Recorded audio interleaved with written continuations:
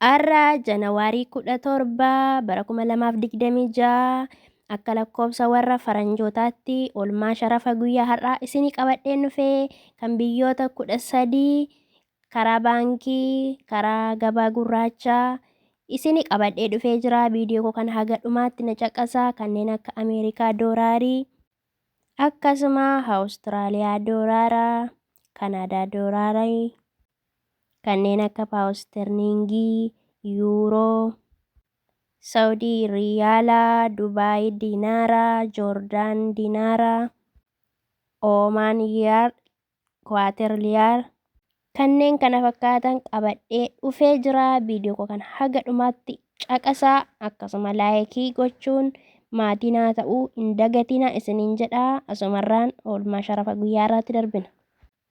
Nagaa Waaqayyoo immoo isiniif haa baay'atu. Nagaa hin daganne nagaatu dursaa. Bakka jirtanitti nagaa Waaqayyoo isiniif haa baay'atu. Obboloota koo hundumaa boontuu tuubu kan jedhu jalatti argamtanii baga jiraattanii guyyaa har'aa eegdan isiniin jechuu jaalladhaa. Asumarraanii guyyaa sharafa guyyaa irratti darbina wal wajjin. Guyyaa har'aa kan kaleessa irraa sharafni maallaqaa hedduu dabalee jira. Asuma keessatti hin argattu isiniin jedha obboloottan koo. Tolee kaa tokko faratti kan argannu indihaadha. Indihaan ruubbiin tokko 2 saantima 51 sharafamaa ooleetii ni jira karaa gabaa gurraachaa. Akkasuma karaa daldala Itoophiyaa immoo 1 saantima 36 sharafamaa ooleetii ni jira. Akkasuma kan itti aanu Ameerikaadha. Ameerikaan tokko karaa gabaa gurraachaa 189 sharafamaa ooleetii ni jira karaa gabaa gurraachaa. Akkasuma karaa daldala Itoophiyaa immoo 151 saantima 60 sharafaa ooleetii ni jira karaa daldala Itoophiyaa. Inni itti aanu Kanaadaadha. Kanaadaan doolaarri tokko 136 saantima 36 sharafamaa ooleetii ni jira karaa gabaa gurraachaa. Akkasuma karaa baankii immoo 101.7 sharafaa ooleetii ni jira karaa daldala Itoophiyaa. Akkasuma inni itti aanu Awustiraaliyaadha. Awustiraaliyaa doolaarri tokko karaa gabaa gurraachaa 100 saantima 86 sharafamaa ooleetii ni jira jechuudha. Karaa daldala Itoophiyaa immoo 98 saantima 78 sharafaa ooleetii ni jira karaa daldala Itoophiyaa. Inni itti aanu paawundesterniidha. Paawundesterniin tokko karaa gabaa gurraachaa 200 saantima 01 sharafaa ooleetii ni jira. Karaa daldala Itoophiyaa immoo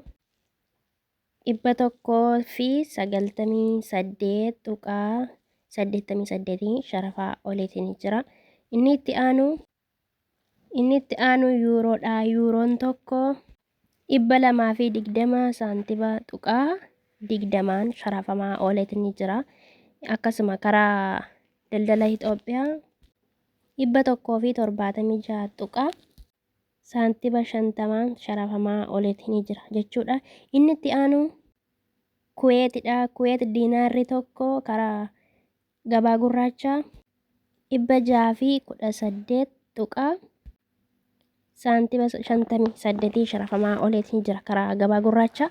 Akkasuma karaa baankii immoo 484 saantima 56 sharafamaa ooleetii ni jira.